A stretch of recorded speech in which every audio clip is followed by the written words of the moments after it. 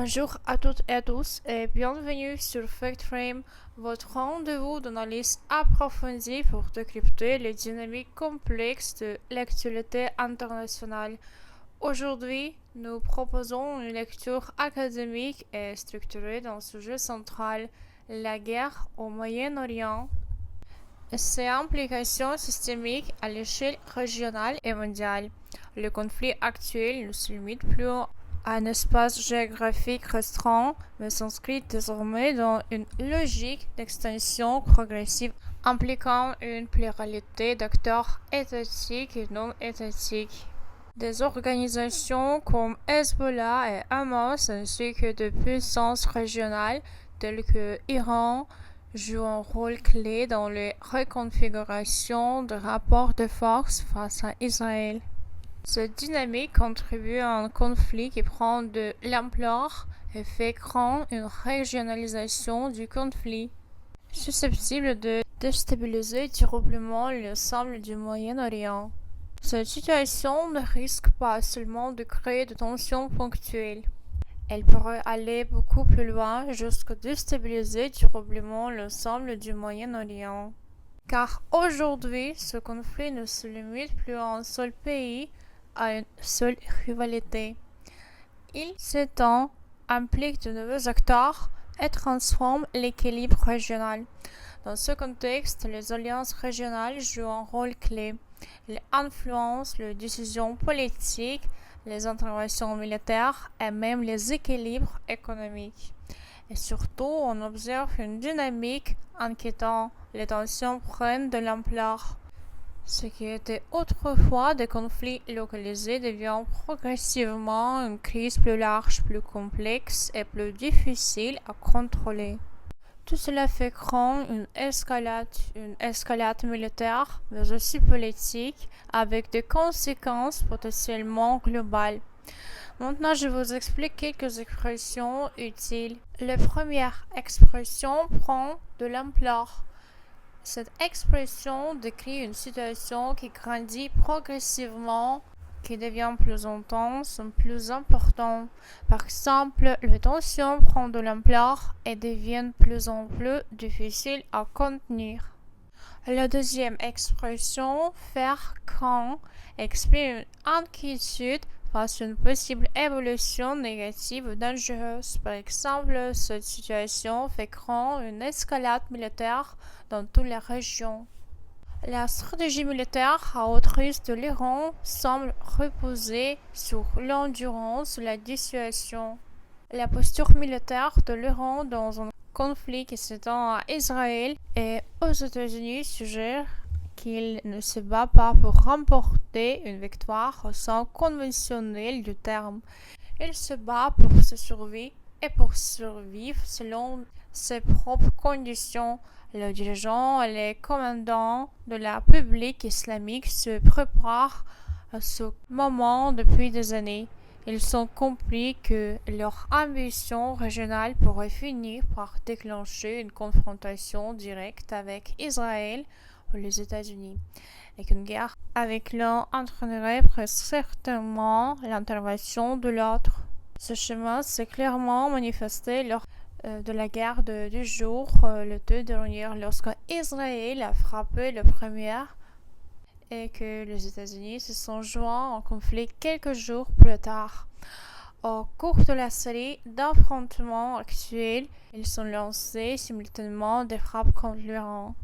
Compte tenu de la supériorité technologique, de capacités de renseignement et du matériel militaire sophistiqué des États-Unis et d'Israël, il serait naïf de penser que la stratégie iranienne envisageait une victoire militaire facile.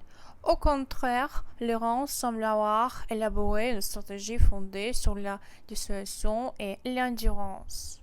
Au cours de la dernière décennie, il a investi massivement dans des capacités balistiques à plusieurs niveaux, de drones à longue portée et un réseau de groupes armés alliés dans toute la région. Il comprend ses propres limites. Le territoire continental américain est hors de portée, mais des bases américaines dans les régions, en particulier dans les pays arabes voisins, ne le sont pas. Maintenant, je vous explique quelques expressions utiles. Reposer sur, ce signifie être fondé sur. Par exemple, la stratégie repose sur la technologie. Cette expression signifie être basé sur quelque chose, dépendre d'un élément principal qui constitue le fondement d'une idée, d'une stratégie et d'un système. La deuxième expression, très important, un déséquilibre de force. Cela désigne une situation où des acteurs en présence n'ont pas le même niveau de puissance militaire, économique et technologique. Cela implique souvent qu'un camp est nettement plus fort que l'autre. Par exemple, sur le terrain, on observe un déséquilibre de force avec un camp mieux équipé et plus organisé. Cela implique pourquoi le conflit peut évoluer rapidement en faveur d'un acteur. Israël absorbe le choc énergétique mondial causé par sa guerre contre l'Iran. L'emprise de l'Iran sur le détroit de Hormuz plonge l'économie mondiale dans le tournement, mais Israël, en guerre contre Téhéran, aux côtés des États-Unis, apparaît comme une rare exception. Depuis le déclenchement de la guerre au Moyen-Orient, les économies de l'Asie à l'Europe, en passant par les États-Unis, subissent de fortes pressions. La flambée des prix du pétrole faisait grimper les coûts du carburant et de l'électricité à l'échelle mondiale. Mais Israël semble jusqu'à présent traverser ce bouleversement sans en subir les effets. L'explication se trouve sous la mer Méditerranée, explique Gabriel Mitchell, analyste en sécurité énergétique et chercheur invité au German Marshall Fund. La découverte de gaz naturel offshore a permis à Israël de se retrouver dans une situation où il ne se reste pas la pression économique sur le plan énergétique comme d'autres pays, dit Mitchell. La découverte puis la mise en exploitation graduellement à partir de la décennie 2010 de vastes réserves de gaz naturel en mer ont en effet radicalement changé l'équation énergétique d'Israël. 3 gisements sous-marins représentent désormais environ 70% de la production électrique du pays selon l'Agence internationale de l'énergie, conférant à Israël un niveau d'indépendance énergétique admis par de nombreuses nations. Maintenant, je vous explique quelques expressions clés.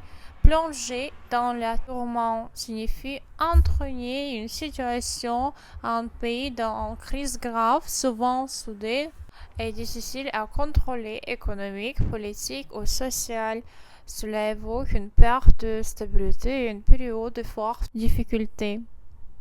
Par exemple, la hausse du prix du pétrole a plongé plusieurs économies dans le tourment.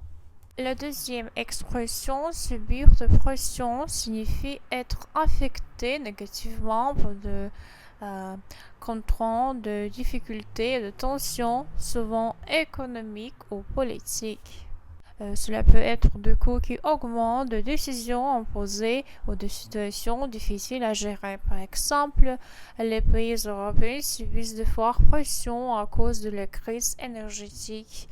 La troisième expression, flambée de prix, désigne une augmentation rapide et importante des prix en peu de temps. C'est souvent utilisé pour le pétrole, le gaz ou les produits essentiels. Par exemple, la flambée des prix du pétrole augmente le coût de la vie. La quatrième expression, apparaître comme une exception, signifie se démarquer des autres, être dans une situation différente, souvent plus favorable. Cela met en avant un contraste. Par exemple, dans cette crise, Israël apparaît comme une exception grâce à ses ressources énergétiques. Indépendance énergétique, cette expression signifie se démarquer des autres, être dans une situation différente, souvent plus favorable. Cela met en avant un contraste. Par exemple, dans cette crise, Israël apparaît comme une grâce à ses ressources énergétiques. L'expression indépendance énergétique signifie la capacité d'un pays à produire suffisamment d'énergie pour couvrir ses besoins sans dépendre d'autres pays. C'est un avantage stratégique majeur. Par exemple, l'indépendance énergétique d'Israël le protège le choc lié au pétrole. Changer l'équation signifie modifier complètement une situation en équilibre existant. Cela implique un tournant important. Par exemple, la découverte de gaz a changé l'équation énergétique du pays. Être épargné signifie ne pas subir, au moins subir les effets négatifs d'une crise ou d'un événement. C'est une idée de protection relative. Par exemple, Israël a été en partie épargné par la crise énergétique mondiale. Le conflit s'inscrit dans un cadre plus large où les grands puissants, notamment les États-Unis, la Russie et la Chine, pèsent significativement sur son évolution en cherchant à défendre leurs intérêts stratégiques.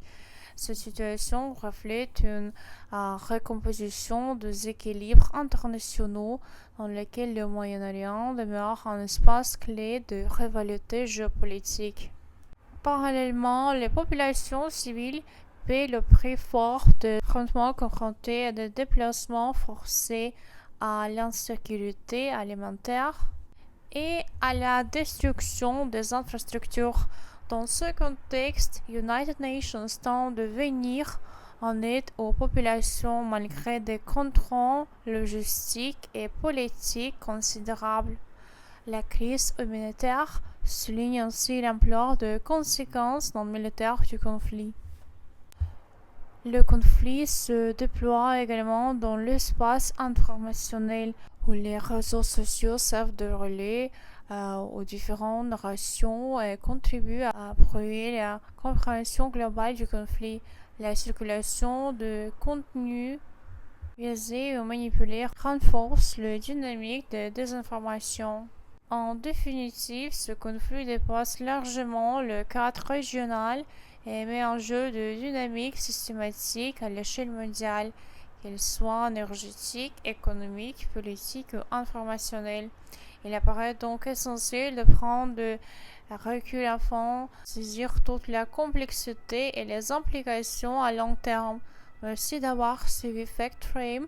N'oubliez pas de vous abonner pour plus d'analyses approfondies et à très bientôt.